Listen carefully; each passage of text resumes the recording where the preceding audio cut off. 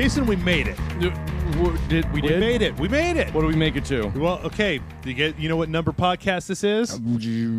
52. 52. Hey, that's a year. It's time for the new 52. It's the new 52 of Rage Select. We're going to reboot everything. okay. You're a woman now. Fine. I'm African American. Clearly. Grant is going to come from a whole different planet and be a kind of a jerk. And an amputee. And an amputee. I got that part covered. Come on, man. I'm opening you up to all these new 52 jokes. You're not giving me any of them. Yeah, and it won't make any sense. Well, to our listeners, yeah, because Rage Select doesn't have any fans that read comic books. Come on, man. No. Half of our question section has turned into the comic book question podcast. I every blame week. myself.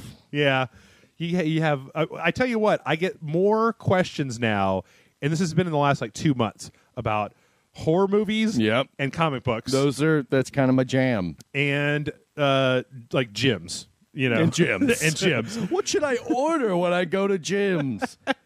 Dude, I tell you what, I'll know that we've really made our indelible mark on society forever when I go to gyms and they have the Rage Select breakfast. Yes. And it's 16 meats all on the same plate. Only available between the hours of 2 and 4 a.m. That's right.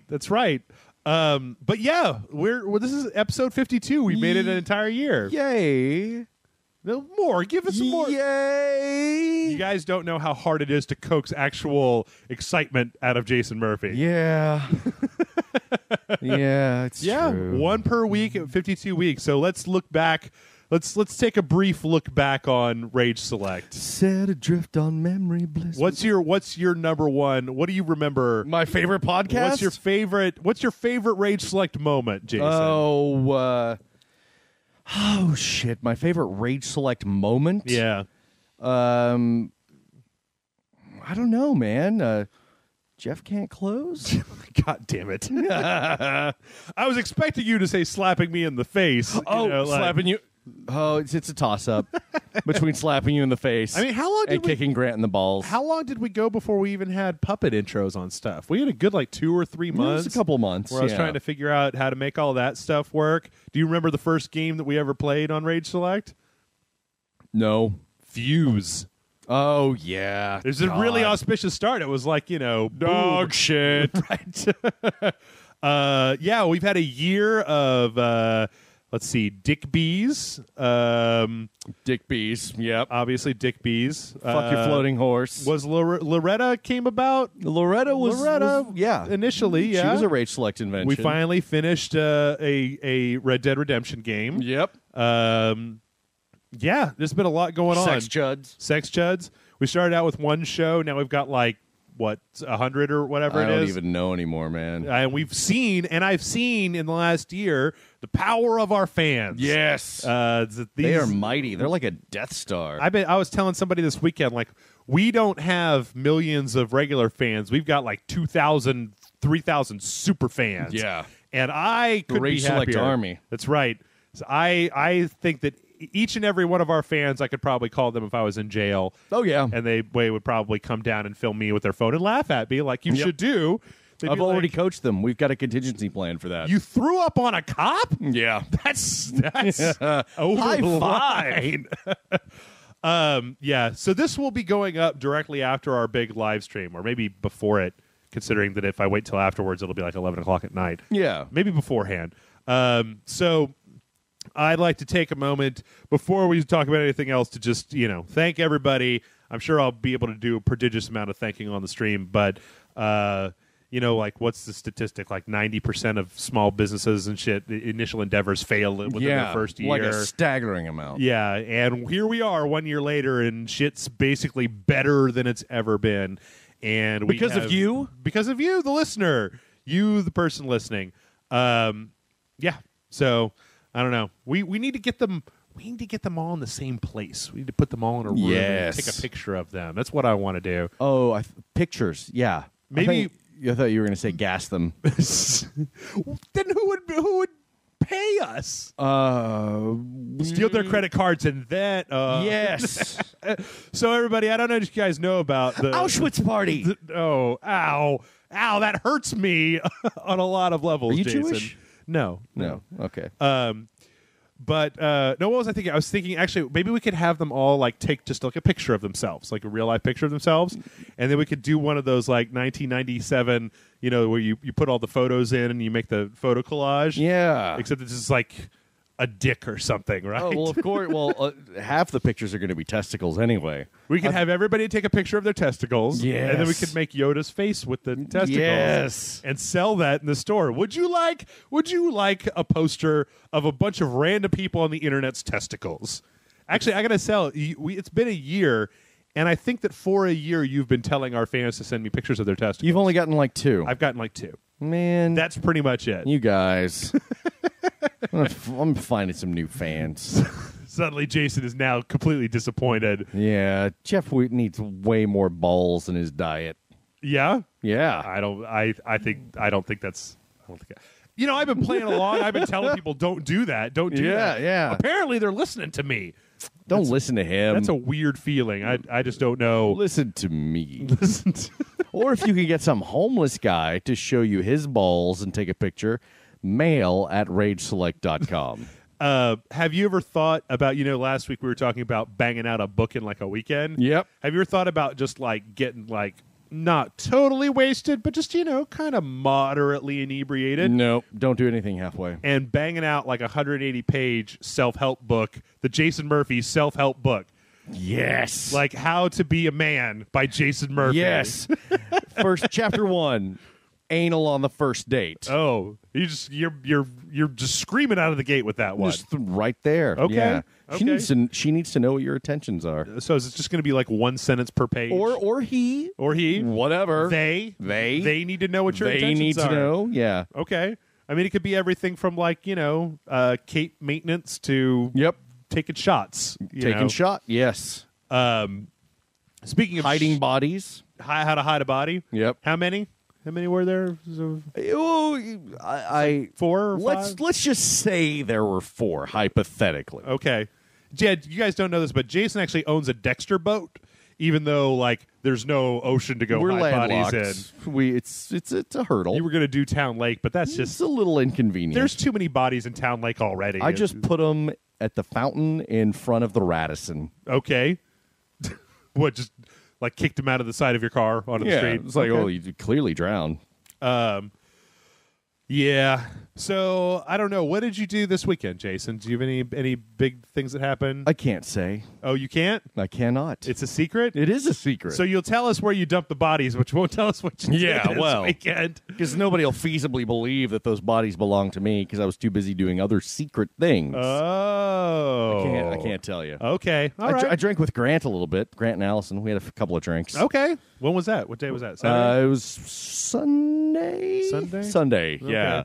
Went and had lunch with some folks. Yeah. Yeah. Grant, last Sunday, Grant was in the chat room on our live stream with Kayla and I played Half-Life 2. Yeah. And I was like, Grant, you bitch, just get in your car and come over here. Like, Yeah. I mean, No, he tends to do that. John is at work and, Peter is working, but it's Sunday. I know you could just come over here. Yeah, just bring your kid. I don't care. We'll put Yeah. her on as well. Put her on the chat box. That's right. She would probably do a really good job of wrangling. Probably make just as much sense as Grant. I don't know, man. I don't know what it's like. Okay, so we got the comment section on the website, right? Yeah. Full of people. They've got opinions. I mean, I know the names of pretty much all the people that are in the comment section on a regular basis. We get questions every week submitted to the podcast. Yes. Long questions, but a lot of times they're punctuated. They've got stuff. Apparently, you put our fans in a live stream in a chat box. Yeah, it's like I don't know what it is about being in there, It's but like the chat box equivalent of speaking in tongues. exactly, like they just go berserk. Like, are you asking me a question or are you summoning a demon? There's actually when I used to do the call-in show way back in the old days, I had to stop looking at the chat box because it would just be that people would just start getting more and more intense, and it was almost like they were trying to shock you into paying attention to them. Like they would try to just say the worst thing that they could in the chat box. You're like, I do podcasts with Jason, so Yeah. you're gonna have to try harder. No, but see, I put Kayla in charge, and Kayla is wonderful because she knows when to ask the question and when to just let Just that shit move on. go by. Yeah, we also have the Rage Select meme the whole banana bread thing. I don't understand. I don't either. Grant tried explaining it to me. Uh-huh. I don't understand. I asked Kayla. Kayla about tried it. explaining it to me. I still don't understand. I asked Kayla about it. She just laughed at me, and I was like, "All right, that's Banana cool. bread. Banana bread." Cool. Well, this weekend I got into maybe the most horrifically stupid argument with people when I was drunk at a bar, because some people tried to argue Star Trek technical shit with me. Oh, yeah. Which, like there was a time and a place where you would keep your love of Star Trek like way back in the background or whatever, like don't ever tell anybody or whatever. Yeah, those days are gone. But yeah, now it doesn't matter. So here I am on Friday night at a bar screaming at people about where the deflector dish on Starfleet vessels is located. Uh-huh. And I couldn't stop. Like inside myself I could see it's like a third-person game, right? I could rotate the camera around and see this drunken German asshole like screaming at people about where the deflector dish on Starfleet ships is located. I was just like, stop it, you insane person. You're like, Scotty. Right. Really angry. Yeah. But I couldn't. It wouldn't Well, you stop. shouldn't. When you're right about something, Yeah. and you got some other motherfucker at a bar, Yeah. and you're right, and they're being condescending to you and trying to prove to you that you're wrong. Yeah. No. You wave that flag and plant it right in their goddamn eye socket. I never know anymore when, everybody tells you your entire life. They're just like, it doesn't matter what other people think, and you let them be wrong, and like you just got to be cool, and blah, blah, blah, blah. That's maybe the hardest thing in all of life. When you got somebody standing in front of you telling you you're wrong, and you're not wrong, Yeah. and they won't stop telling you that you're wrong. Like, it is. Can you walk away from that? Can you just be cool and like be like, fuck you, I'm out of here, whatever? Yeah, see, I possess the capacity to not give a fuck. Ah, okay.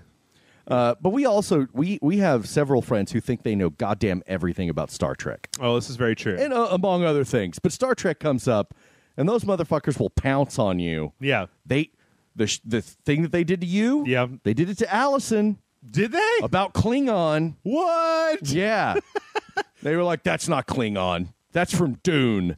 Oh. And that's what they were doing. I think you might have been one of the motherfuckers doing it too. Was I? I think you might have been. How drunk was I? It was early in the evening, Okay. which doesn't really matter. No. But she put that down in her Dwarven Book of Grudges. Did she? Because she's like, I know that's fucking Klingon. Uh-huh. And I'll have to talk to her everyone about was it. like, that's from Dune. That's Yeah. a word. That's a word that kills. That's a power word or whatever. Uh-huh. And she was like, motherfucker, that's Klingon. I know that's Klingon. She bitched about it the whole way home. I haven't actually hung out with Allison when I haven't been like ridiculously wasted in a long time. So I need to get that shit hashed out because I like Dune and I like Star Trek. And if I was wrong about some shit because I don't know why, I'm not, like I said, I'm not afraid to say that, like, nope, that was totally on me. But you try to correct Allison about some Star Trek shit, she will take that to her grave. yeah. That's what, when you're a Star Trek super fan, that's like, And if it turns out she's wrong, she will fall on her bat'leth. yep. Ah, you're Star Trek. You're not, you're Star Wars. How are you guys married? She's a Star Trek fan, you're a Star Wars fan? I got to tell you, we were watching Star Trek Into Darkness again this weekend. Yep. And I'm sitting there and I'm really enjoying it, but then I'm also pausing and going, yeah, but that doesn't make any sense. Yeah. That isn't. And like halfway, 3/4 of the way through the movie, she's like, I think I feel about Star Trek the way you feel about Star Wars. Yep. And I was like, okay. So that, like, you feel about the prequel trilogy and that she likes the new Star Trek movies and don't give a fuck. Let's be clear. The new Star Trek movies are way better than the prequel movies. Yeah. Okay. Yep. I got you now. Yeah. Well, I don't know. I watched a little bit of Star Trek Into Darkness, and it's got so much Michael Bay in it that it taps that for me, right? Okay. Is that I don't necessarily like the Star Trek movies like I liked the Star Trek TV show. I like the Star Trek movies like I like Speed Racer and The Rock. Okay. Sure. Shit's blowing up everywhere. Yeah. And it's really super exciting all the time. I've actually had this theory that the new Star Trek Into Darkness actually would work better if you watch it like back to back with the first J.J. Abrams Star Trek movie. Okay. Because there's a whole story there about Kirk and Spock where there was enough time between those two movies that I never heard a review that talked about the kind of rise and fall and the making of James T. Kirk as a story that takes place over both of those movies. Yeah. I think people get so hung up on the con stuff that they sometimes lose sight of the fact that it's really a movie about Kirk and Spock or anything else. Yeah, I was just, like Khan had the device, spoilers for a 2-year-old movie. Khan had the device that like teleported him directly back to the Klingon homeworld or whatever.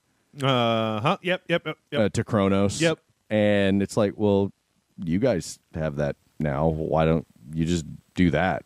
Why don't you just, if you're trying to get him? Oh yeah. Why don't you just like, no, we have to fly there, and why? You've got this thing. Send us fucking SWAT team. I don't know. Okay, this is where you get into these conversations. We'll do this for like 30 seconds, and then we'll go into the news. But like, what Old Spock gave Scotty the computations to do interplanetary transportation in the first Star Trek movie, but I don't know if I don't think that it's ever clear whether Scotty gave those computations to Starfleet or just kept them to himself because he's got a chip on his shoulder. Still, Khan could do it. Why couldn't they? They had the device. Well, if Khan was smart enough to figure out those computations and how to do it himself, I don't know. See, the biggest problem of Star Trek Into Darkness is at the end what they do with Khan's blood, and you're just like, this has really far-reaching implications for every human being everywhere. Yeah, like really, like at the end where they put him in the Ark of the Covenant or in the Top Men Museum, right? They just shove him in a cardboard box and close the door or whatever, and they'd be like, hook that motherfucker up to something to just take his blood all day every day, like seriously. All right, well that's enough of that. But before we get into the video game news, we have one piece of non-gaming news that I think, Jason, you might have something to say about. What's that? So last week it came out. Edgar Wright is no longer working on Ant-Man. Oh, yeah. Do you have any interest anymore in Ant-Man, or did you ever before? I'm not a huge Ant-Man fan. Yeah. I'm an Edgar Wright fan. I'm a Marvel movie fan.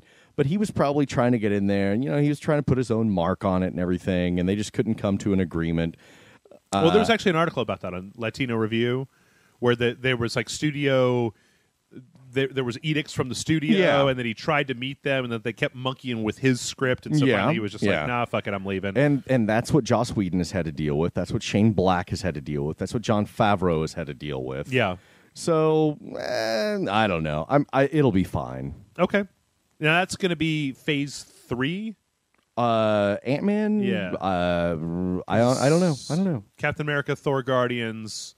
It's phase 2. Is there another one? What am I missing? Was there another one? Iron Man 3. Iron Man 3. I don't know. I think Iron Man 3, Thor: Dark World, Captain America, and Guardians. So then, okay, we've got probably another one of all of those movies, right? Yes. In addition to Ant-Man, Doctor Strange. Yeah. Is there a Black Panther movie? No. One hasn't been announced. That's one that they want to make happen, but nothing's been announced. There's probably going to be ties to Wakanda and Black Panther in Avengers 2. Guardians of the Galaxy 2?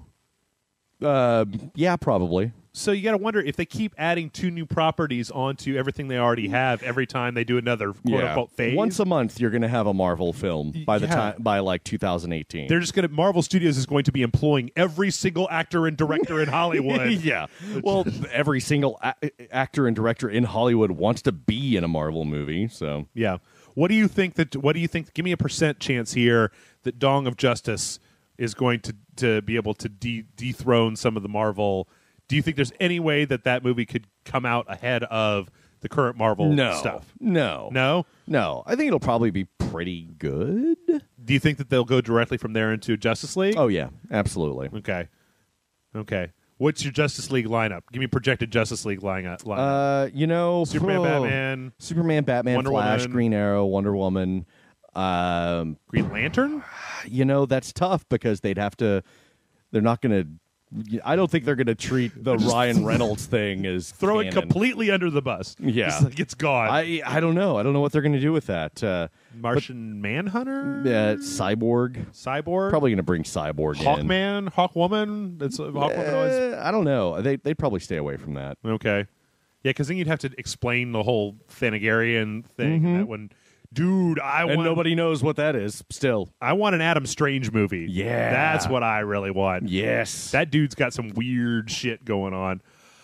Well, I guess that's all of the other news. Let's get into the real news. And our first story here is that apparently we got a leak this week of the next Battlefield game, Battlefield Hardline. Bunch of assets surfaced, and what we know right now is that it's probably going to be a cops versus robbers I don't understand. type of game. I don't. And it's going to be made by Visceral instead of DICE, the guys that made Dead Space. They're also making something else. I don't get it. You don't get it? I don't understand. Have you ever played Payday 2? No. It's a lot like Battlefield in some ways. Okay. I mean, well, I guess it's probably not going to be exactly the same way, but you'll probably have a limited number of robbers, high-tech robbers, and then cops, right? And then you think about the way that Battlefield has like vehicles and stuff like that. It could be really interesting about trying to get a helicopter to get you out of this bank. Or I'm curious, but it doesn't sound like I don't know, a Battlefield. Yeah. Let's see. This is 2142 War. Yep. They've all pretty much been war focused. Yeah. But do you? I mean, I've asked you this before, and you've always kind of come up the same way. And it's maybe something to ask you again. Is that I felt like between Battlefield 3 and Battlefield 4, that was the first time that I'd seen two Battlefield games come out back to back that were essentially the same. Very similar. Yeah. Just modern military with a few extra tweaks and stuff on it. I never think it's a bad idea for them to go outside of their comfort zone. I'm really just curious to know if, without DICE, if it's going to feel like a good Battlefield game, right? I think that's why they're going in a totally different direction. Mm-hmm. You know what I mean? I mean, you got Visceral, so it's like, hey, Visceral, DICE has already got this down. Yeah. So why don't you do something that you'd be good at? And they're also doing the Star Wars game that's not Battlefront, like that Amy Hennig is working on from Naughty Dog. I was trying to remember, like, what else is Visceral working on? And they're working on that Star Wars game. Well, that's weird. Yeah, I bet. I mean, they said that EA is going to announce like 14 games at E3 this year. I think they said 6. 6? Yes. Okay. Never mind. Sorry, 6, not 14. And the Battlefront one is already announced. So 6 new games. I'm sorry. 14. A million games. Yeah. 6 new games. Okay, let's see. This will be one of them. That Star Wars game will be one of them. Yeah. Do you think there'll be? Let's see. What does EA have? Another? Do you think there'll be another Battlefield? Probably there? another Madden. I don't know. It's in the game. Yeah, maybe. What do you think? I'm trying to think of other EA. I mean, they already announced Mirror's Edge 2, even though we haven't heard shit about it since last year. Right. So I don't know. I'll be interested to see what this does, or how it works. I wonder if maybe. Okay, wait. Here's a thing. What if this is going to be like what was the narrative ones? The narrative Battlefield. Oh, games. Bad Company. Bad Company. What if it's like Bad Company, where it's got a narrative component, but then it also has a multiplayer component on top of that. How about we just get a Bad Company 3? I'm in favor of Bad Company 3. I think. Yeah. I'm waiting for Battlefield 2143. Yes. Or man. You weren't here when we talked about, or were you here when we talked about the GameSpy server shutting down, making Battlefield maybe 2142, Battlefront 1 and 2, Battlefield 2. All these games are now useless. Done. Yeah. Because there's no way to get hooked up to the servers anymore. That's a shame. Okay. Those are old, so what are you going to do? One more hard prediction before we leave. Okay. Before we leave the story. Battlefield Hardline, will it be completely broken on day one? Yes. Will they spend 3 months patching it back together again? Yes. Okay. Boom. All right, next up in the boring news category, apparently Vivendi Universal is selling $850 million of Activision Blizzard stock, which is, we had a story a while back that was about Vivendi dumping Blizzard Activision stock. Yeah. And it seems like they're continuing to do so. That's a lot. Well, Blizzard always plays it close to the vest as to what they're coming out with next. Yeah. They're working on, what is it called? Project Titan or something like that? Blizzard? Yeah, they've been doing that for a long time. Exactly. And it was an MMO, and now it's not. Right.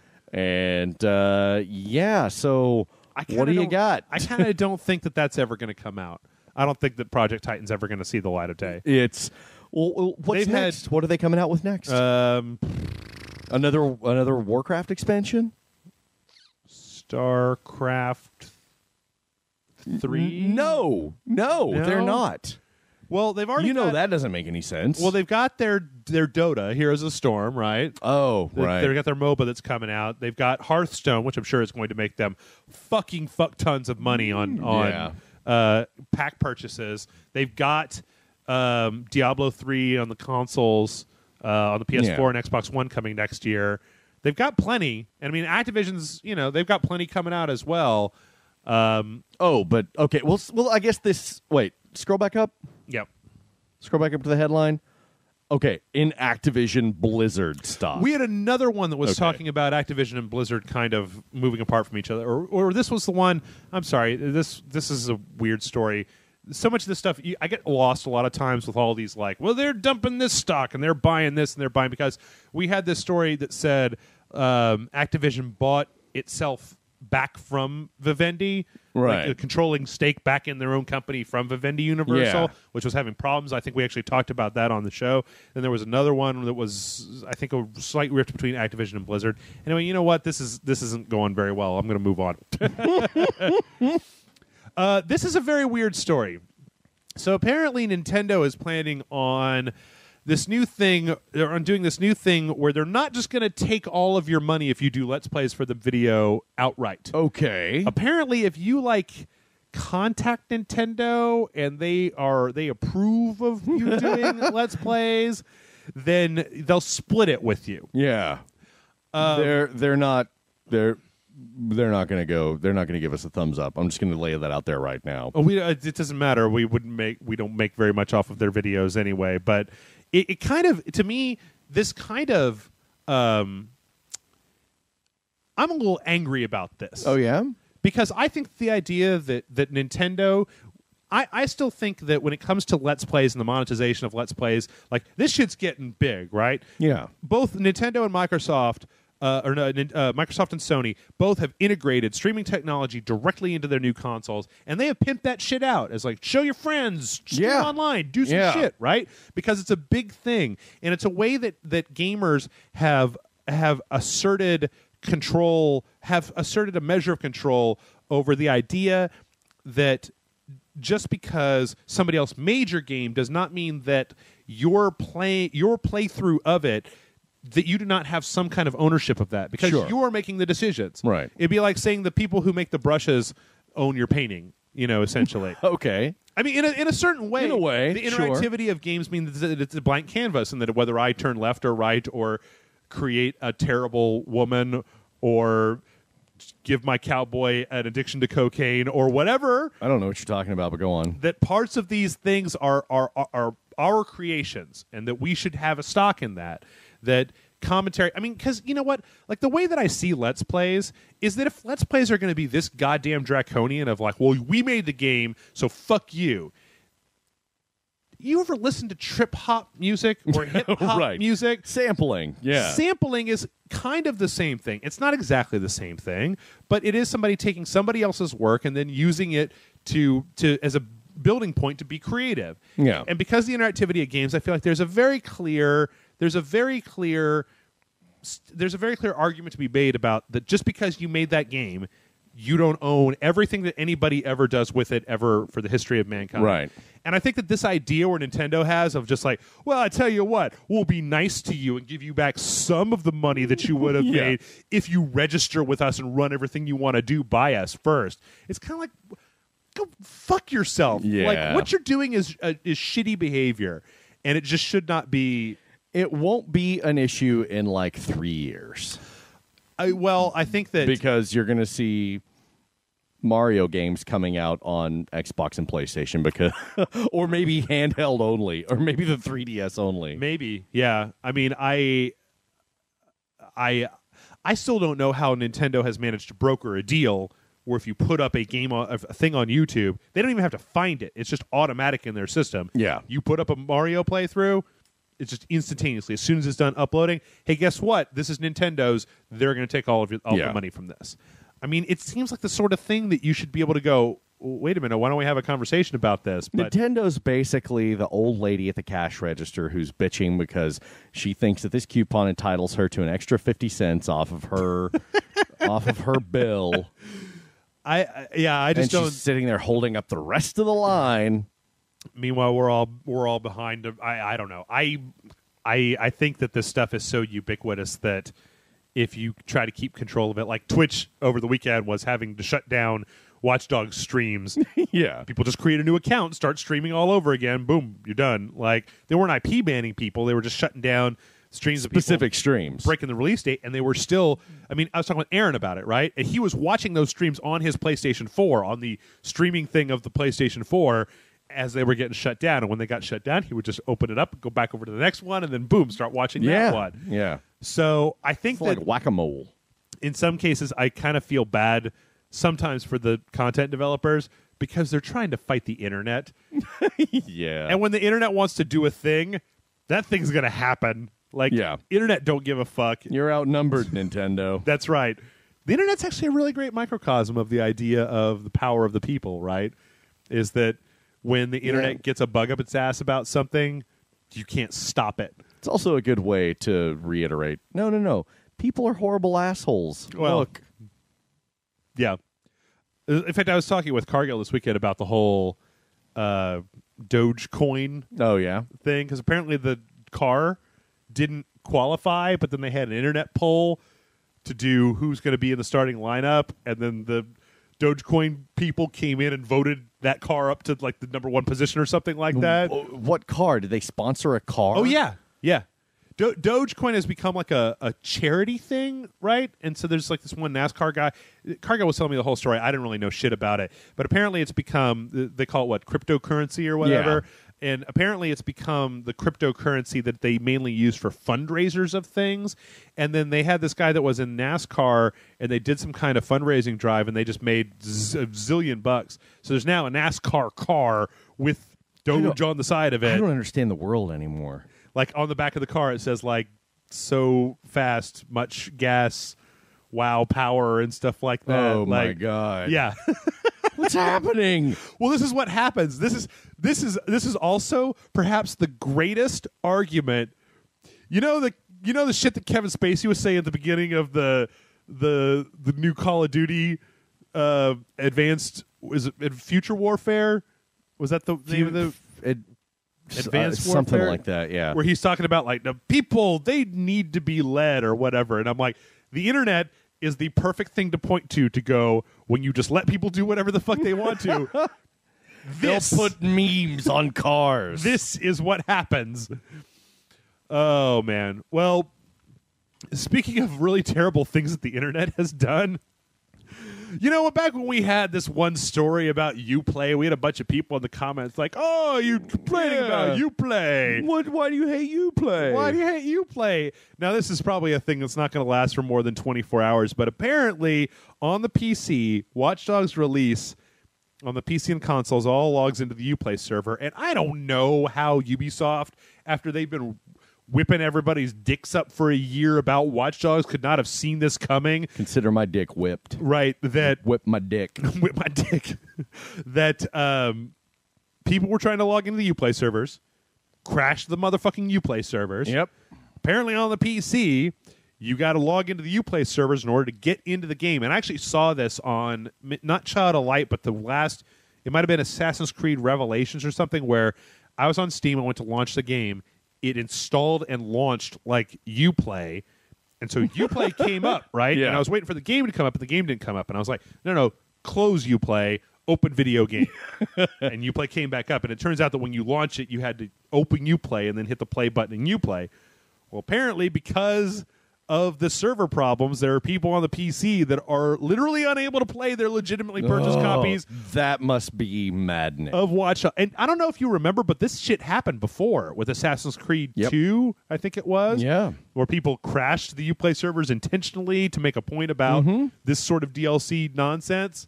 So, yeah, consider Uplay way back on my shit list and, yeah, kind of go to hell.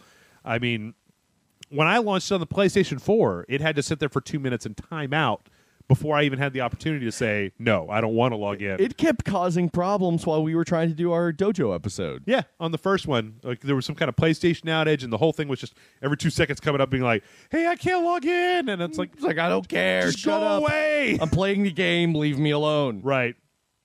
Hey, but you can't do the asynchronous multiplayer where some jerk-off kid can grief you with a helicopter. Yeah.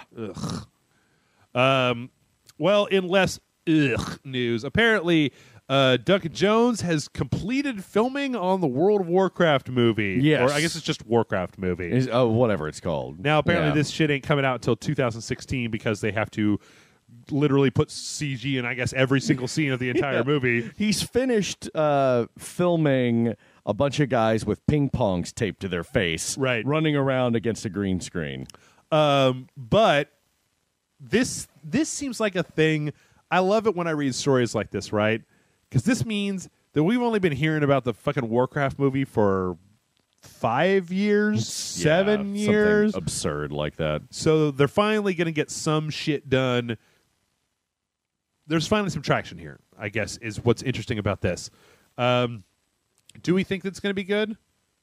I like Duncan Jones. Yeah, I have faith in Duncan Jones. The 2 movies that I've seen of his are Moon and the one with Jake Gyllenhaal, and those were both good. Moon was great. What was the Jake Gyllenhaal movie? God, what was it called? It was where he was like Source Code? Source Code. Oh, yeah, I didn't super care for Source Code. I liked it, but I'm just hoping that he has his dad play an elf. Uh-huh. Oh, David Bowie. David Bowie. So who's the screenwriter? Blood Diamond. What's he done?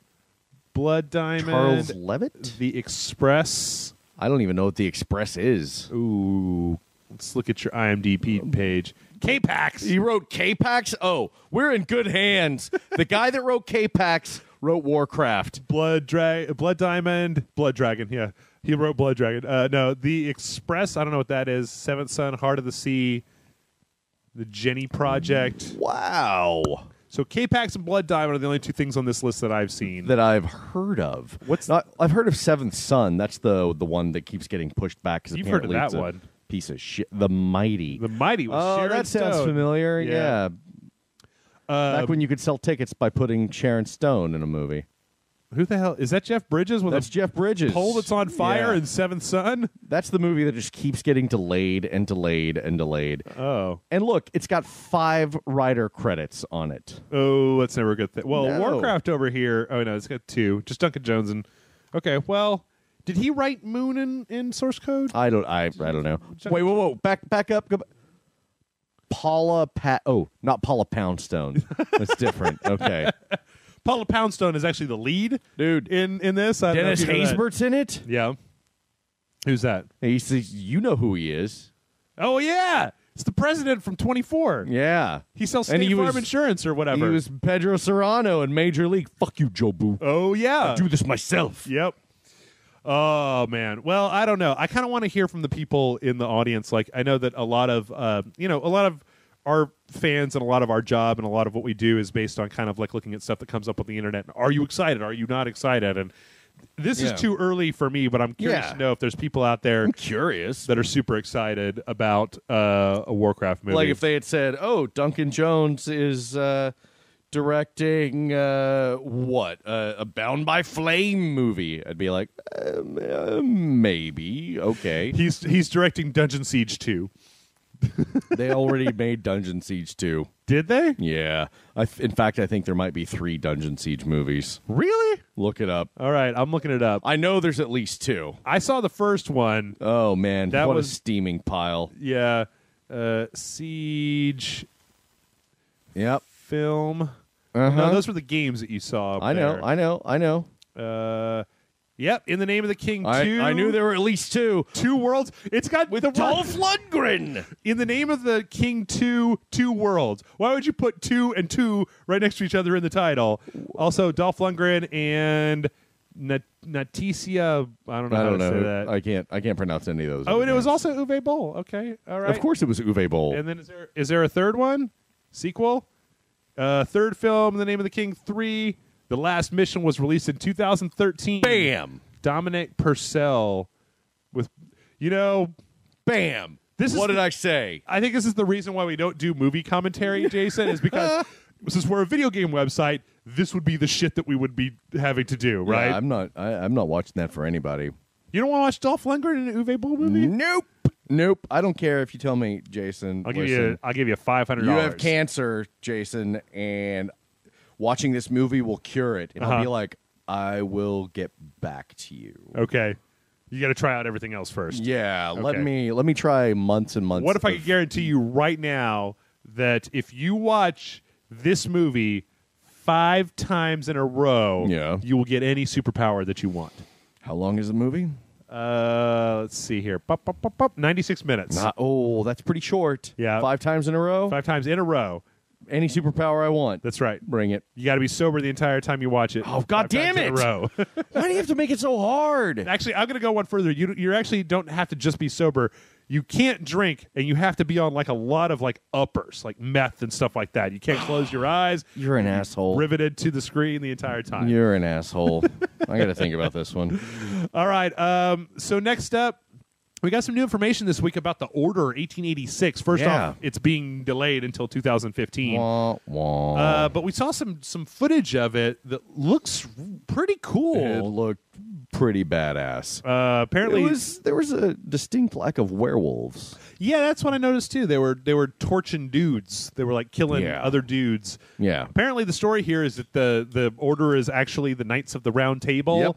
Galahad and such. Yeah, they've got all these like steampunk weapons, and they've got like weird, bizarro fuse style steampunk weapons. Yeah, I'm in. Third person cover based shooter. Yeah. Looks really nice. I mean, super good graphics, nice transitions between cutscenes and stuff. They referenced Gears of War quite plainly. Oh, the yeah. developers. So, but I think that's. I mean, at this point, what does that mean? That just means third person shooter. Yeah, I'm not. Well, no, with an intense cover mechanic is what they were getting at. Oh yeah.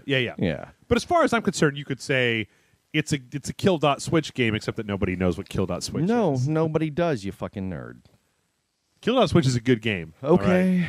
Okay. We'll have to play it sometime. But no, I'm actually. It's funny when we saw this a year ago at E3, right? Yeah. My statement about it was like, this is a very nice cinematic trailer. That could be anything. Let's see some gameplay. Yeah. I've now seen and we did. 20 seconds. Looks great. Yep. Setting poor, helpless rebellion dudes on fire with 1800s thermite sounds awesome. Oh, man. Yeah, I'm in. That was it was very exciting. All right, well, we got 2 more stories, and then we're going to take a break, and then we're going to answer your questions. The first one is that, holy shit, Amplitude got funded. I didn't think that was going to happen. Neither did I. I mean, it's especially weird. For those of you who don't know, Amplitude was the game that Harmonix created before Rock Band. No, Guitar Hero. Yeah. And it was a rhythm-based game where you're going down this thing and you hit these things. If actually, there was that Rock Band Unplugged game or whatever that we played. Oh, on the DS? Well, it was on the Vita, PSP, and then they released it on home, and you could use it with all your Rock Band DLC. Where you had the different lanes that you would start the stuff in, and then you would move between them. Yeah, it was stupid. Yeah. Well, this is mostly that. I don't know if you've ever played Amplitude. No, I have not. It's very much like that, where you can even see from this cutscene, you're in the lane, you've got these buttons to hit in that order. But they were looking for $775,000, which honestly, for developing a video game, is not much all at that all. much. They managed to make $886 total. They also had like 20 days instead of a month. I don't know why. Really? Something about their deadline. They can set whatever they wanted to. Yeah. But they hit their goal. The other really interesting thing to note about this is that what I didn't realize is that original Amplitude was a PS2 game, right? Yeah. I'm pretty sure Sony still owns the rights to Amplitude because this is only coming out on the PS3, PS4. Okay. Which is kind of strange, I think, for a Kickstarter to be so platform specific. Yeah. Because most of the Kickstarters that I've seen, and I don't really go in all that much to them, are usually for PC first, Right. with consoles as stretch goals, right? And this one apparently was being developed for PS3 and PS4. And apparently they're also getting Freeze Pop and Anna Managuchi back in to do music for it. I always hear good things about the music for the first Amplitude. There was like some Freeze Pop songs on, I think, Guitar Hero 1 and Guitar Hero 2 that I really liked. Anna Managuchi I'm not as familiar with. Those both sound like J-pop bands. Freeze Pop is more kind of like Euro, techno, electronica. Pass. Yeah, I don't think you would like him. I don't know. Maybe you would. Probably not. I'm going to go no. I'm going to say no right now. Fuck Freeze Pop. That's what I'm saying, putting it out there. You're going to take a hard stand. Yep, hard stance. Jason Murphy, he's making the hard calls. Fuck Freeze Pop and Anna Managuchi. Okay. Oh, wow. Both of them. All right. Eat a dick. Okay. All right. Well, last but not least, I thought this was really interesting development. So the guys that made Papers, Please, or the guy, Lucas Pope, has announced his next The next 60-man team that made Papers, Please. Yes, is called The Return of the Obra Dinn. And it looks like it's on the original Game Boy. Okay, so this is what he's calling this a 1-bit game because it's like Okay. It is what you used to see on older monochrome monitors. It is black and it is white. You get 2 states of your pixel.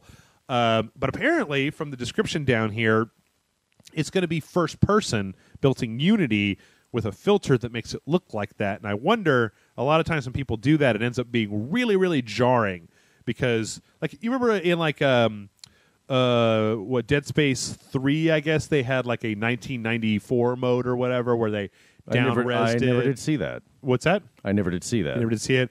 A lot of times when they try to use just like straight up filtering techniques to take something that was made in 3D and then try to make it look like it was on those older platforms, it can sometimes be really jarring. He should call it something else because 1D, Yeah. that doesn't make any sense. Yeah, 1-bit. Well, that's what it is. What is it? Is it 1 bit? 1 bit. Yeah, I'm sorry. Did I say 1D before?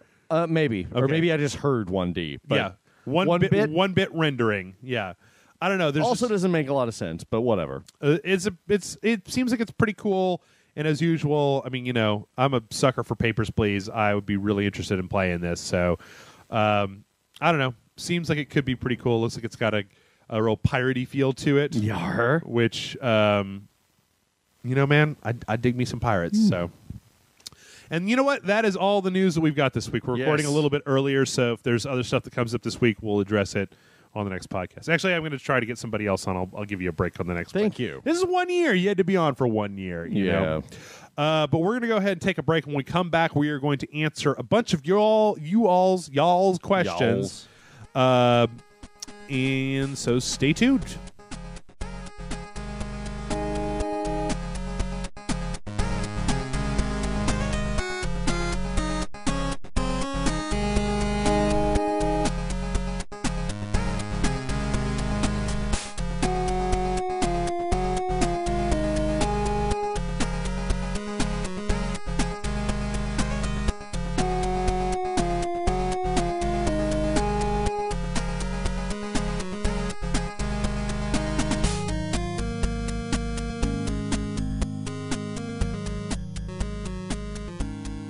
And we are back.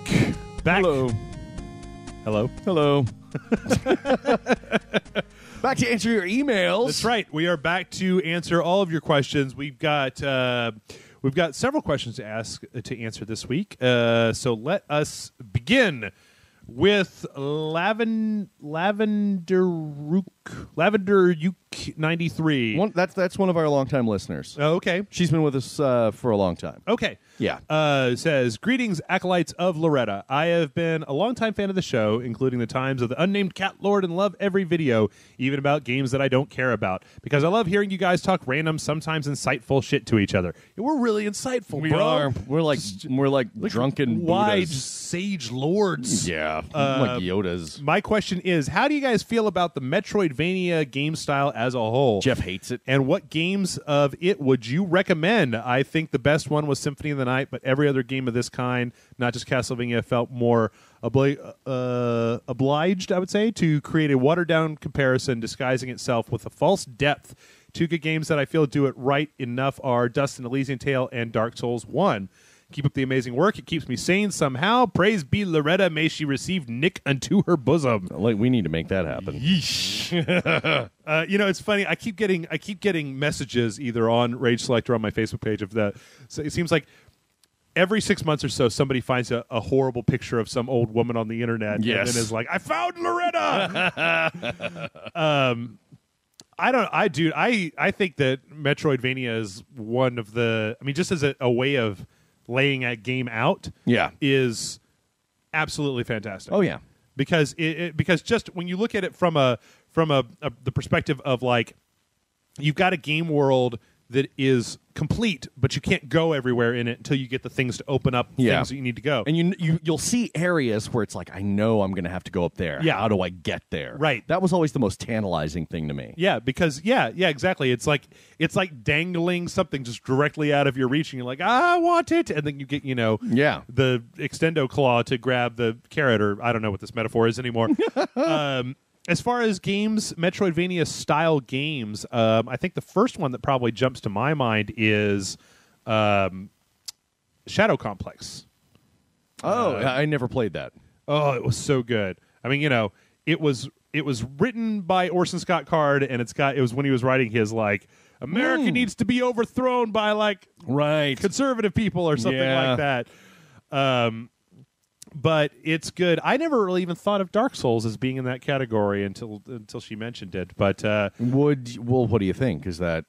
No, I think it works. There's places like, especially Dark Souls is cool because it's a 3D, and one of the wonderful things I've talked before about Dark Souls is that they do this thing where they render the backdrop of the world, right? Yeah. Where you're looking at something off in a distance, and they do this rendering technique on it that makes it look like it's a painting or whatever. Mm-hmm. And then as you play through the game, you suddenly realize, oh my God, I'm in that place. Right. I'm in that place that I saw from previously. Okay. So then that starts to make it so that whenever you see a place like in the distance, you can go there. You're like, am I going to get to go there? That place looks really cool. I want to go there.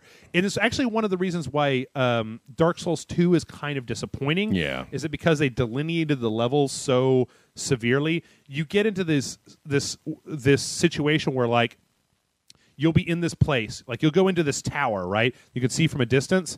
And so you'll go all the way up to the top of it, and you'll beat the boss, and you get an elevator, and you go up, and like suddenly you're in this weird new area that's a completely different environment from where you were before. Well, in Dark Souls 1, you would have been able to see that area and how that connected to the place that you were going. Right. Whereas here, it's just like loading level 2-1, kind of thing. That's disappointing.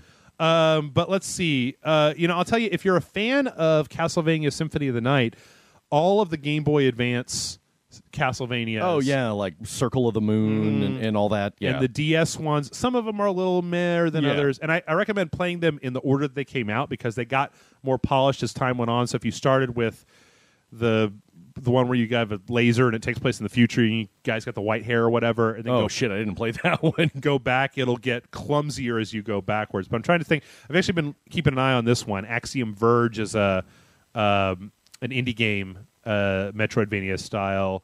I always liked. We've talked about this before. Blaster Master. Yeah.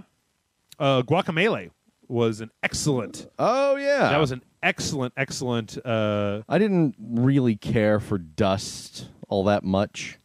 Have you ever played Cave Story? No. Cave Story is fantastic. It was one of the first indie games I've ever played where it was just like you go download it off this guy's website. It was like, wait, what? And it's a really interesting little Metroidvania game that actually has a really good story when you get right down to it.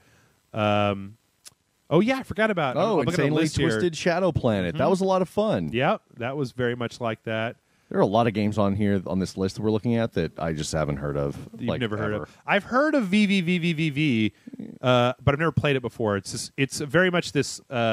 Like the primary mechanic of the game is instead of jumping, you can flip gravity up and down. And it's a very low res type of game. And I've played a lot of these. I'll tell you what's also a really good one. I don't know if it would technically fit into that category. But the original Mega Man X game was really, really cool. Yeah. I mean, there's always the other Metroid games, like, if you've never gone back and played Super Metroid, I could beat it in under 2 hours. In under 2 hours? The first time that you play it, you may not be able to beat it in under 2 hours. Like okay, I can. but you can. I can. I can. I buy that. I can. Sure. Yeah. I just sight unseen. I'll just go right in there and beat it under 2 hours. Oh, see, there was Blaster Master on the list. There's Strider. Strider on the NES Okay. technically did kind of adhere to that layout. You know what? There was another one on that list that we just passed. Yeah. That I nearly downloaded on the Xbox Arcade Tales of yesterday. No. Wonder Boy in Monsterland. Oh yeah, I almost downloaded that. I've never actually played any of the Wonder Boy. I didn't have a Master System, but I was like, oh man, that looks like an old school RPG. That looks like fun. Yeah, and I didn't get it. So, but I have intent to, even though you're like, no, play Watch Dogs. I said, do you want to play Watch Dogs? But no, I mean, I think that in all honesty, the shift from 2D from like Russian Attack or like Bionic Commando. Well, even Bionic Commando had some Metroidvania type stuff, but the shift in gaming from having a world left to right, Mario, Super Mario Brothers, right, from Super Mario Brothers to Metroid was important because it meant that you had to build a world instead of a stage, and that world had to hook together. It had to fit together in a way that works. So I think that's incredibly important. I don't understand why there aren't more indie Metroidvania style projects, because there's such a clear blueprint for it. Yeah, there's so many people that like that style of gaming. I don't understand why there aren't like a million of them out there. Like I should just go make one. I'll do it this weekend. You've got all sorts of time on your hands. Yeah, I got all the time in the world. I started reading a book about video game design theory. It's weird. It's dense. It's very dense. But all right, our next one Did comes in. Did you argue with it? What's that? Did you argue with it? No, book? not yet. It's like really high concept stuff. It was actually written in 2003. Okay, and it's like it's the tome of upper tier, like critical game design theory, not anything about production or creation or anything like that. It's a book about what is fun and what is interactivity and how do these things work together. And it's like it pulls no punches as far as like the language and how dense the sentences are with information. Mm-hmm. So the problem that I have is that I read my books when I smoke and when I go to the bathroom. So you're just like, blip, blip, blip. Wait, what? Well, I don't understand. I need to sit down and read it for like 4 hours instead of like in 15-minute increments. Yeah. I'm not really getting as much out of it. All right, our next one comes in from Jimmy. Jimmy says, Jimmy here, been with you guys since the beginning, even those dark and formless pre-Jeff times. Wow, that is the beginning. You guys talk food a lot on your podcast. Having been to Austin in 2013 for South by Southwest, I can see why. You guys have some awesome food. In fact, I totally hit loads of bars and food joints you have mentioned on your podcast when I was there. Have you ever been to Ramen Tatsuya? Love ramen, and this looks badass. This may apply to Jeff more, as Jason seems to like terrible, terrible stuff like Taco Bell. Watch your mouth. Go there and confirm the goodness. Also, as a fellow Londoner, I'm a slapnick. He went to New York and tried to eat only American food, and he says, twat. New York has some of the most awesome food I've ever tasted, even omitting Michelin star restaurants, and it's because of the cultural diversity. The very same reason food in London has taken an upturn. I despair. Anyway, you guys are awesome. Dongs forever. Jimmy Rowe. So the question is, have you been at Ramen Tatsuya? Yes. I have not. I've heard very good things about it. Well, I got it because I went to a ramen place this weekend. I wanted to talk all about it. But actually, before we do that, I want to ask you this question, if you've ever heard this before.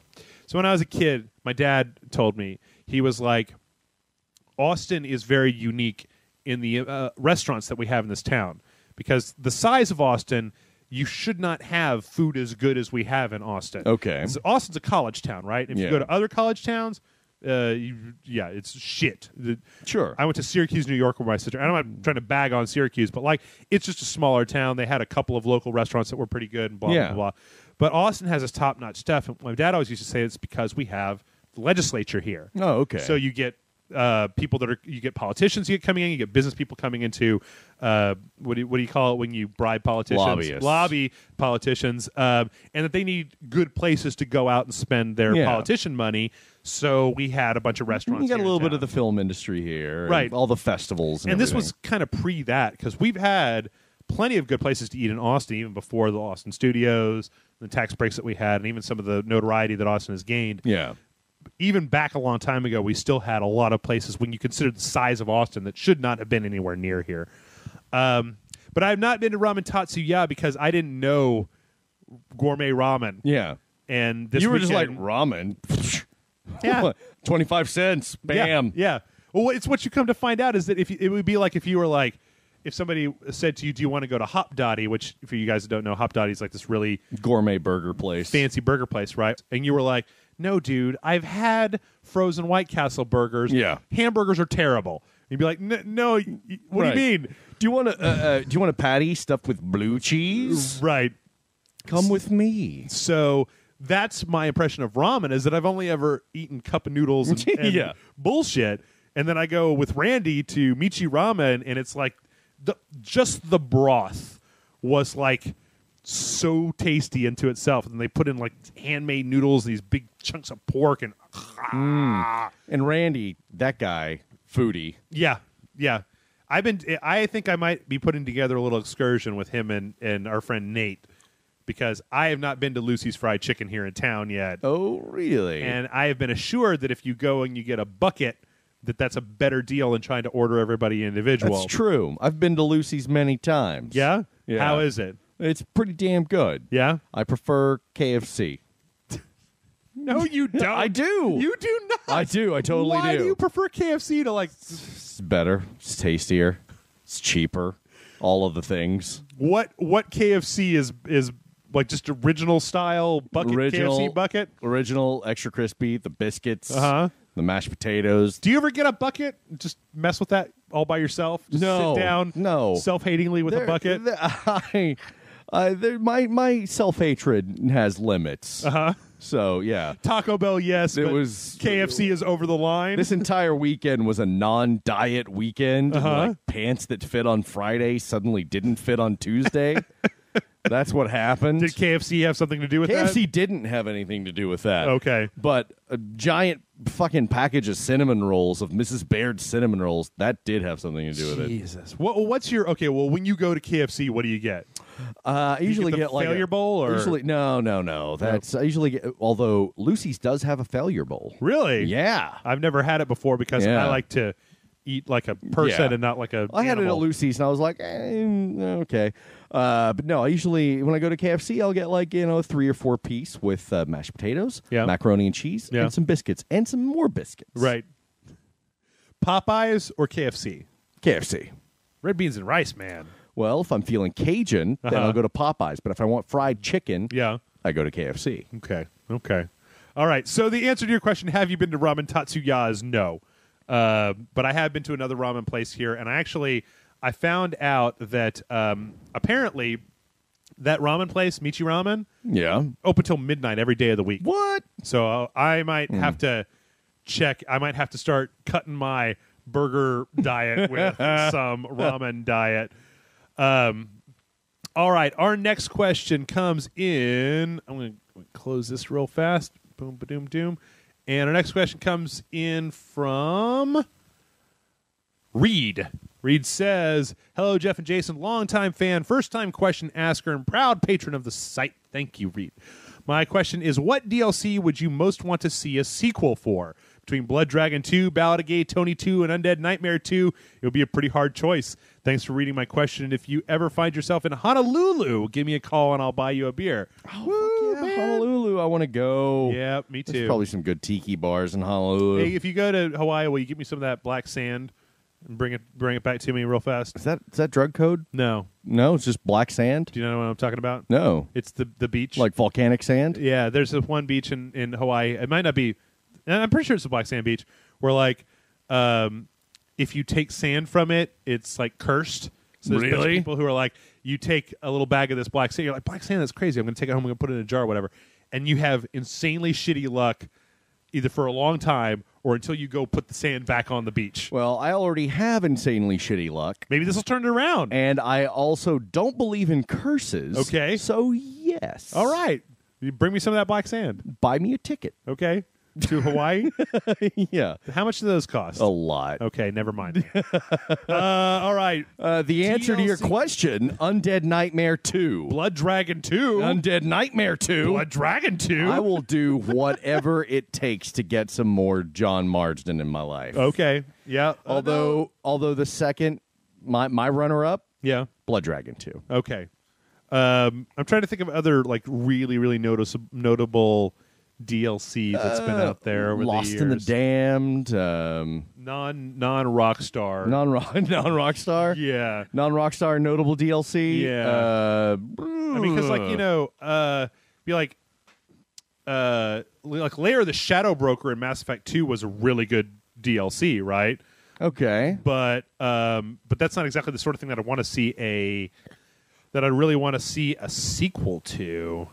Like the Fallout DLC was good. The Skyrim DLC, really good. But do you want? I mean, But no, I really, I really. There's nothing I really care about.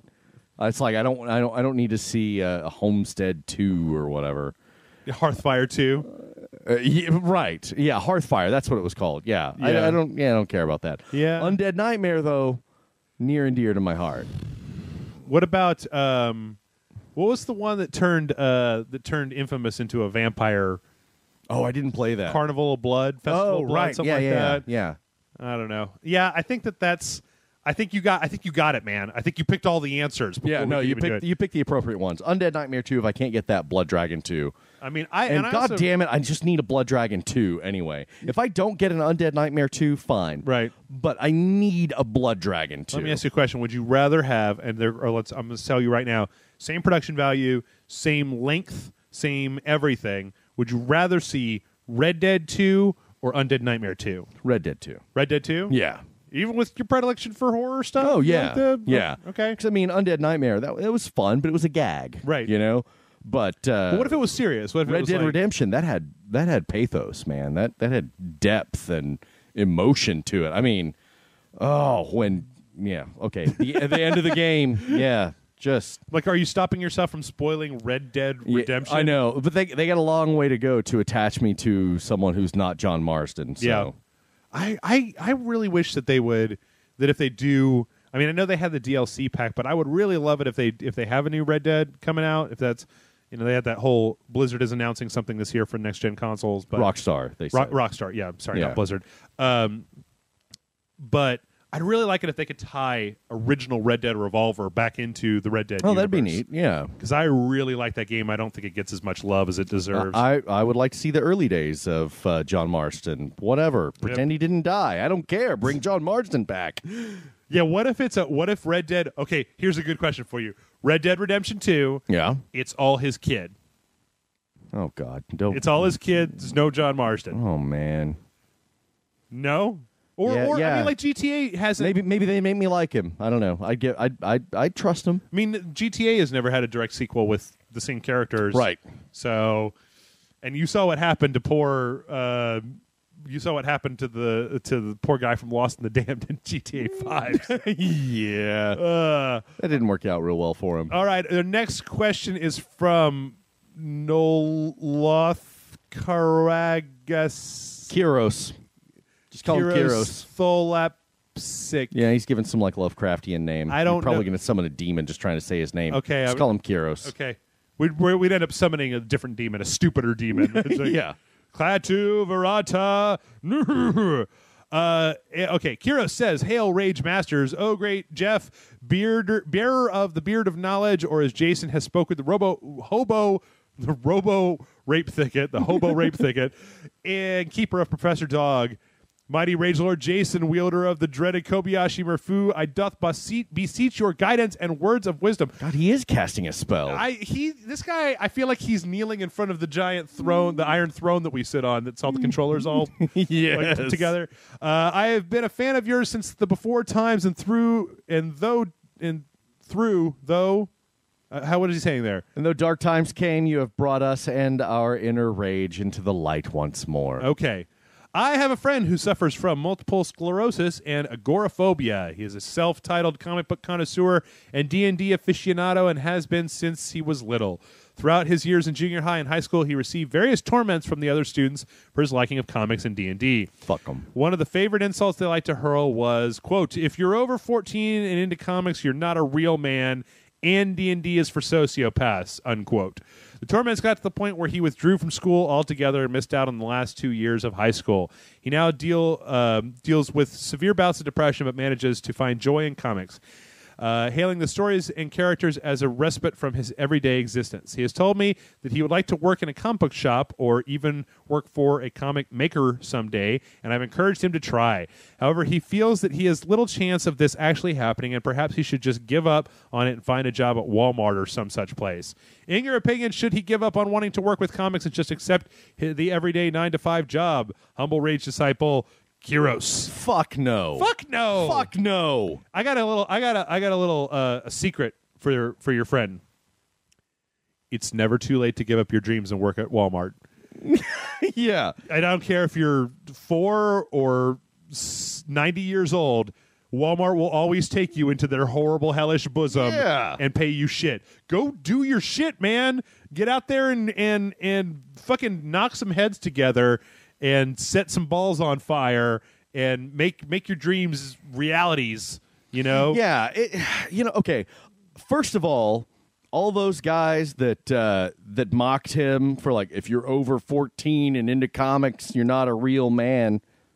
Oh, yeah? And D&D is for sociopaths.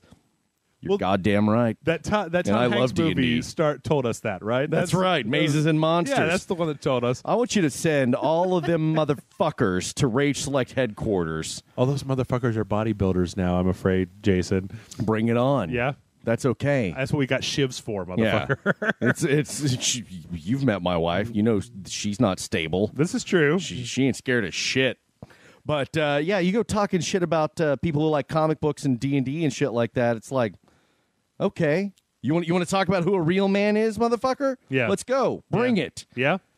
Bring it, and we'll see whose dick swings the hardest. Besides, I got news for you. All those people who were shitty about comic books and video games and, I don't know, Weird Al, whatever it was that they were on you about not liking, they all like that shit now. Now it's popular. Yeah, they're cheap. They're went to see the Avengers. Yeah. They love Dark Knight. And, I bought the trade for these, what? Dark Knight Returns or whatever, because I'm into Batman now.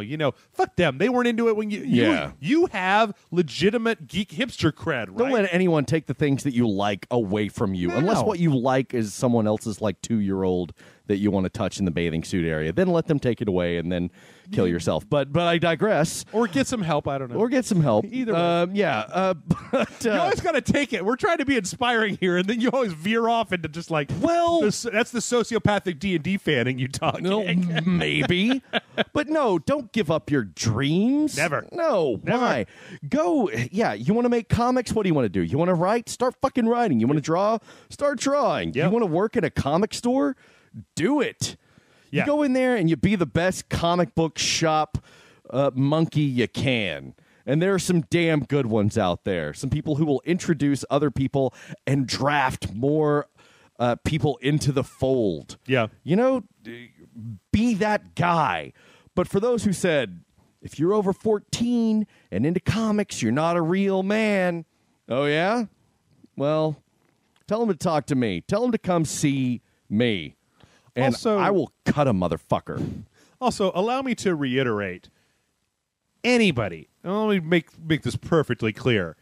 Anybody in this world who basically makes some kind of statement about you as a human being, not justifying yourself by their standards, is an asshole.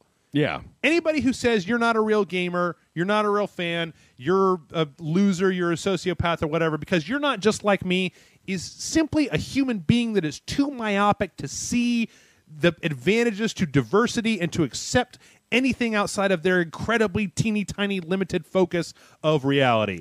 Those people they're shit, man. They're shit people. And what were they into when they were talking shit to you? Were they into football? Probably. Some sort of sports? Probably. Were they into the car that their parents bought them? Probably. Guess what? Their parents are not buying them cars anymore, and they're not playing football anymore because they weren't fucking good enough. But guess what? You're still reading comic books, you're still playing D&D, and you're still having a goddamn great time. You know what you should do? Do you ever watch Spaced? Have you ever watched the series Spaced? Yes. There's an episode that's about unemployment where Simon Pegg's character gets fired from the comic book store. Right. Yeah. And he's so sad. And his roommate, who lives off the welfare system, is like, but you get free money now. And he's like, but I like my job at the comic book store. Right. You should go watch that episode of Spaced. It'll make you want to work at a comic book store even more. I mean, yeah. Don't listen to those motherfuckers. Do whatever you want to do. Yeah, they're dumb pieces of shit. And I bet they're married to... They're probably, just all like miserable and working some bullshit job and like, oh man, high school, those were the glory days. I'll tell you what, I got one. There's an article that I read over on Cracked. I know. I'm starting to whittle off Cracked, so I won't be talking about it all the time. But it was the guy. This is David Wong who wrote the John Dies at the End, right? Yeah. And it was like, these are a bunch of hard lessons for 2014 for people, right? And it was all based on the Alec Baldwin scene in Glenn Ross where he has the brass balls, right? Yeah. At the very end, he makes this really good point that I talked with you last week about how whenever you will encounter a million people in your lifetime that will tell you to stop doing what you're doing. We get that shit all the time. Yeah. You guys are terrible. You should just quit. Yep. Or just shut up. Or nobody wants to hear about this. Stop saying this word. This. And that's usually me talking to Jeff. Yes. Well, you know me, motherfucker. I'm fine with you. But this guy, he makes, and I'm sure that this isn't like this for everybody, but he makes this point, and it's incredibly comforting. You know why they're telling you to do that? Because they don't have the brass tacks to step up and fucking do it themselves. So they are looking at what you're doing, and they're saying, like, I don't like to be reminded that I'm not doing something, so I'm going to knock down what it is that you're doing because I can't be doing that myself because I haven't done that shit myself. So don't let them do that. Yeah. They're just trying to, they see you being happy with something that they don't understand. Yeah. And they're trying to take it away from you. Yeah. Fuck them. Yep. Anybody that does that, they can go fuck themselves. All right, next up, this is from Outback. Outback says, Dear Jeff and Jason, what is your ideal tutorial? How long should it encompass the game? Should it be skippable? Please tell me for future reference. Outback. I don't know if this guy's a game developer if he wants to know for future reference. I would say my ideal tutorial is, hey, here's how you do this, go. Yeah. I like it when they incorporate it into the game in a short but sweet way that is also optionally skippable. I don't know. So saying it the right way, but my brain kept telling me I was saying it the wrong way. Especially when I like a game that starts with an abilities. We talked about that on Wolfenstein a little bit. A game that starts you out all super powered and stuff, and then takes your powers away and kind of brings you back up, getting those powers slowly. But I also like it like in Dark Souls 2, they have a really cool thing where at the very beginning of the game, you run and you create your character, right? Then you run out and there's this little pathway, and the pathway goes up to the hub world where you start your thing. Yeah. Splitting off from that pathway is this group of caves that you can go into, and those caves are the tutorial. So if you want to, you can go through them and explore them and see all the tooltips. Really simple enemies to fight. Oh, that's cool. Yeah. Or you can just book ass all the way up. I remember you telling me about that. Right. That's really, really good. I also like it when they the cardinal sin of any tutorial is being too long and not being able to be skipped through. Yeah. Also, it's worth noting, remember when we played GTA 5, GTA 5 had the problem of bringing up those tooltip screens while you were in the middle of doing something and not stopping the game, and they would disappear before you could read them. Right. That was terrible. Also, I feel never, ever, ever, ever, ever put important information to your game about how to play your game only on loading screens. That's when I pee. Yeah. I remember specifically that Operation Raccoon City, which had a bad control layout, gave you this tutorial that taught you the very bare minimum of running and shooting and stuff like that. But then on the tooltip screens, they would have stuff like, here's how to do a one-hit melee combo. And you're just like, well, that would have been really useful to know, but it just it's randomly coming up at some point. You're just like, Yeah. I would have been happy to have known that like many hours ago. So yeah, that's what I want out of a tutorial. Definitely optional though. Definitely optional. All right, this next one comes in from our friend Carl. Carl says, guys, I am seriously thinking of pulling a Captain Nemo and just moving away altogether. Let me explain. I live in the UK, born and raised in North London, in what you would call a blue-collar family that would be termed biracial. From the 22nd to the 25th of May, there were local elections and elections for members of the European Parliament. The result was a swing to the right, which gives me cold sweats, but more importantly, less than 40% of the vote turned out for both elections. How on earth is that legal or right? It made my blood boil. Then a deep sinking feeling hit me. It's fine for some people who can hide and hold out for better times, but people like me can't. I feel genuine dread for what comes next in the national elections. I don't want right-wing nut jobs come into power taking advantage of such low voter turnout, and it pains me that a large amount of smart people aren't voting. How are you guys feeling about the next round of voting for the United States of America? Should we all have compulsory voting, or maybe voting is just too complicated for these people? I don't know. Hail to the dojo. Sorry for the long email. Carl. To paraphrase Tyrion Lannister, Yeah. if you're looking for a government represented by the people, you've come to the wrong place. Yeah. This is an oligarchy. This is not a democracy. Oh, shit. Okay. You keep going? No, Oh, I okay. need to restrain myself. You're going to But get too far into this? Yeah, the right, left, same goddamn thing. What does voting do? Nothing. Yeah, I don't vote all that much. I had a lot of friends who were very, very up my ass about that, especially Yeah. during the re-election of Bush. Right. A lot of people right up my ass about it.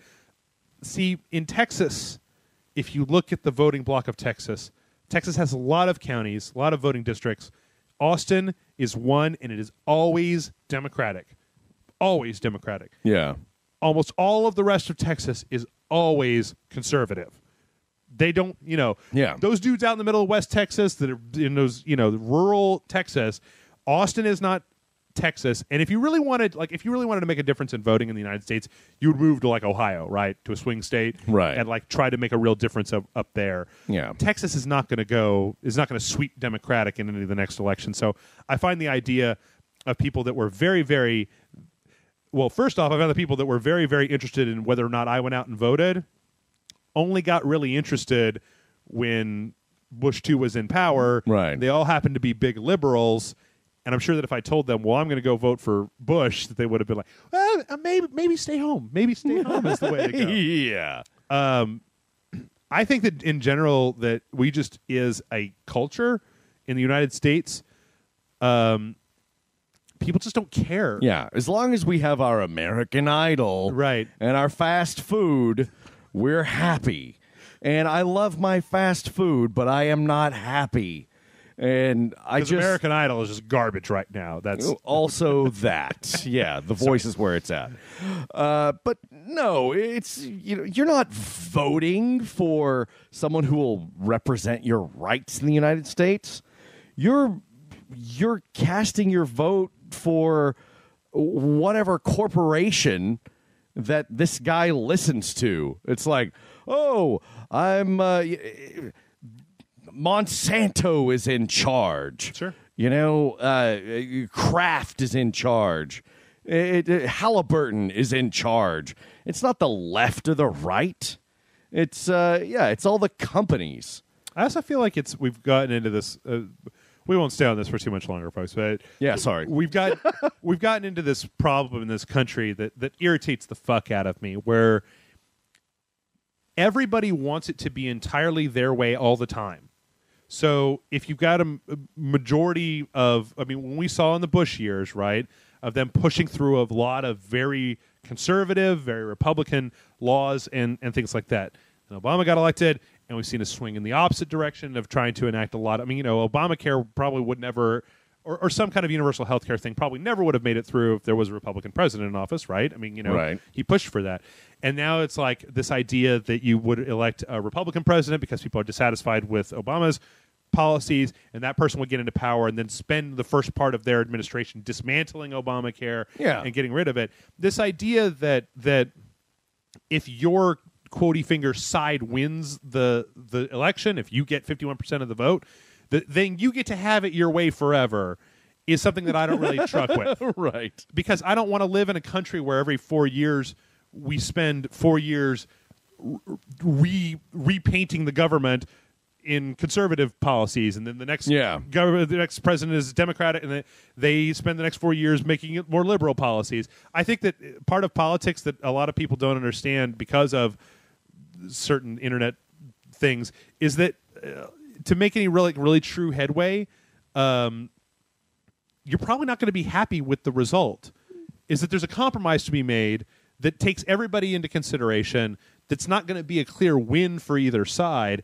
And that's probably more what you should have with a government. And I've seen in the last 15 years of my life, our government becomes so polarized where it's like you're either way over here or you're way over here. Yeah. And everybody in the middle is just going like, well, there's nobody that I'm really happy with because I don't like the extremes on either side. I would prefer more of a centrist candidate that was like, well, let's try to be a little bit more reasonable about this. Sure. I think the biggest thing that I've seen that with has been the way that millennials get treated about jobs, and the way that we as a culture have decided that like anybody who isn't quotey fingers pulling themselves up by their bootstraps and making something out of themselves, that they're just lazy fucks who aren't working hard enough. When there's actually clear evidence out there that we have created a society where our American society now is more productive than it's ever been on an individual productivity basis.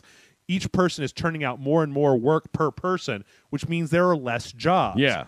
And what we've done is we've succeeded in automating and creating this productivity culture to the point where there are just straight up fewer jobs to be had. And then we tell everybody who can't find a job in a country where there aren't enough jobs for everybody that's there that they're lazy because they won't work hard enough to get a job. Yeah. And that's dick, man. Like, so, Carl, yes, this place is boned. Yes. Coming here won't make it any better. I'm sorry. You're welcome, but don't expect some sort of Valhalla. It's a lot easier if you just look at politics and go, I'm going to be pissed no matter what. Your side could win and do everything that you wanted to, and you'd still have to put up with 24 hours of the opposite side going on television and talking about how shitty everything that's happened is, and is destroying the fabric of all of reality.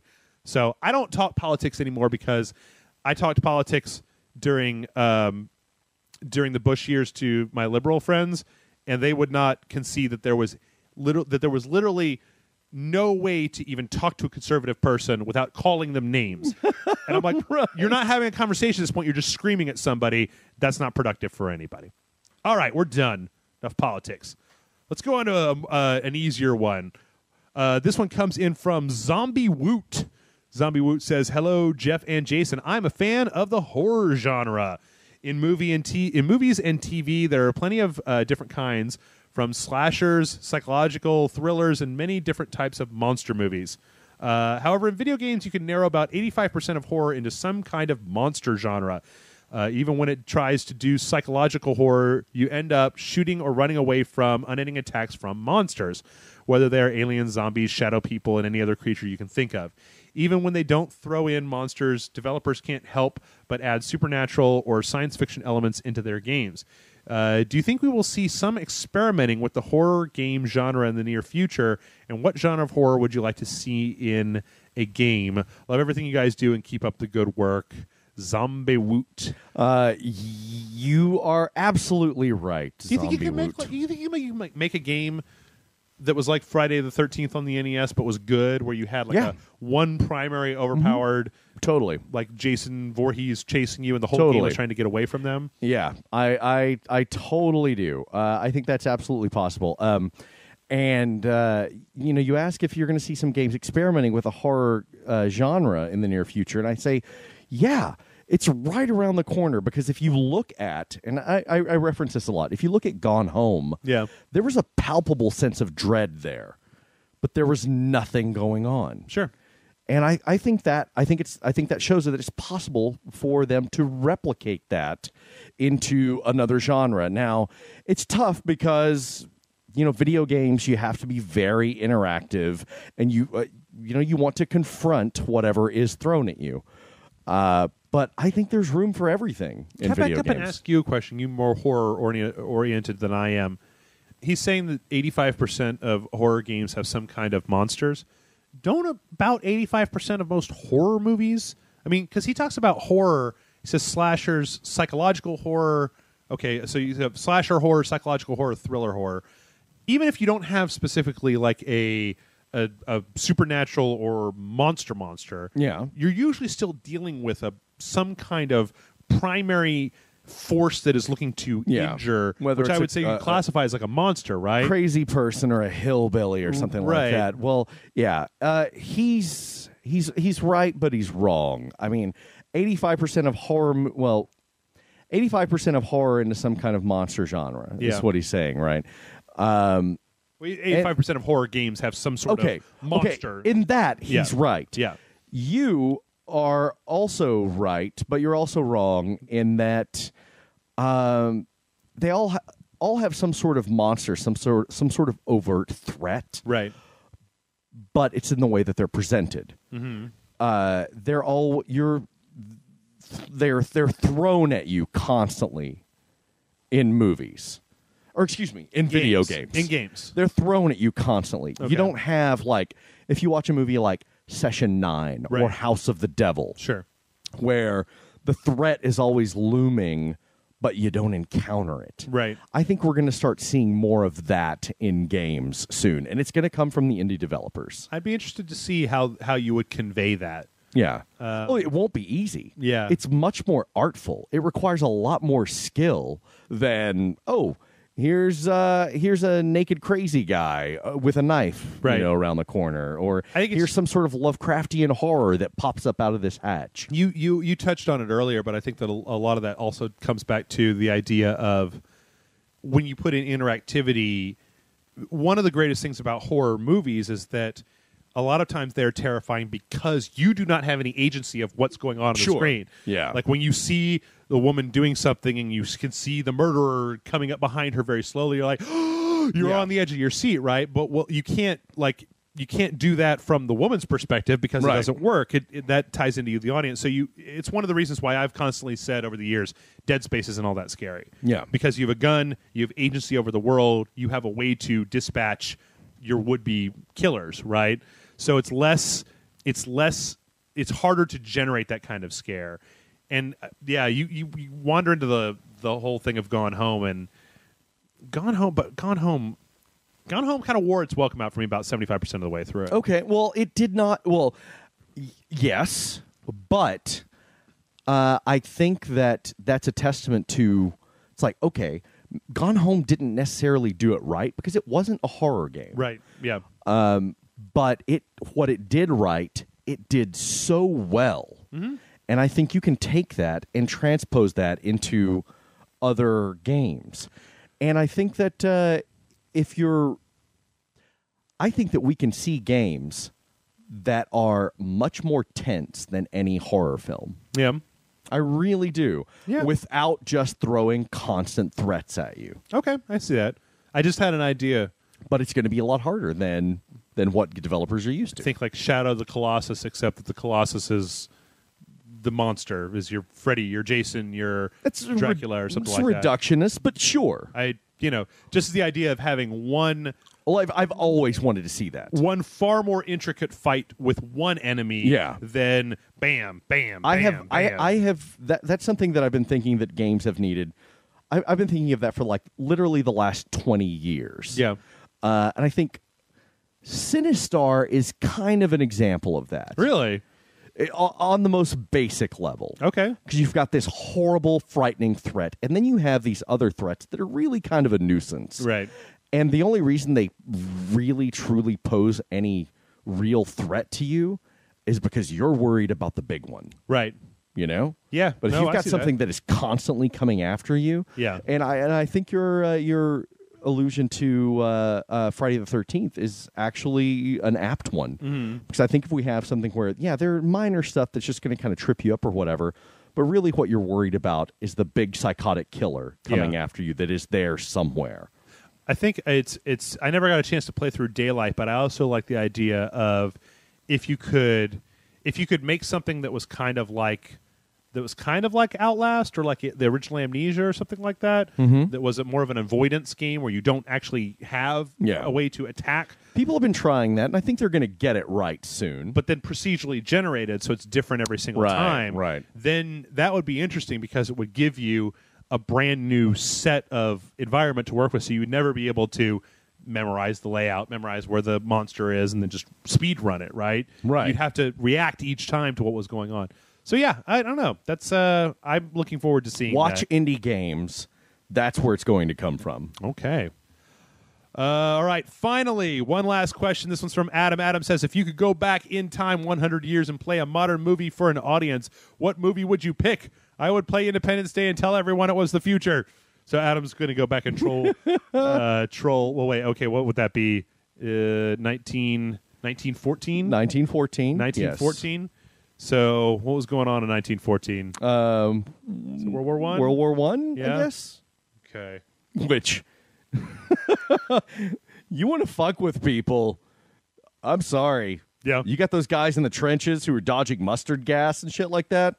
You're probably going to have to try harder than Independence Day. Yeah. I don't know, man. I mean, you think about the...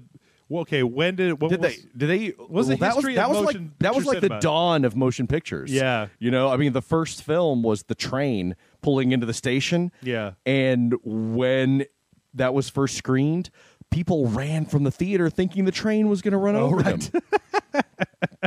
So here's what I would do. Yeah. The Human Centipede.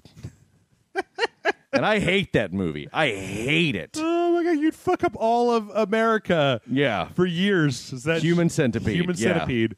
Oh, my God. I think showing them like a either something with...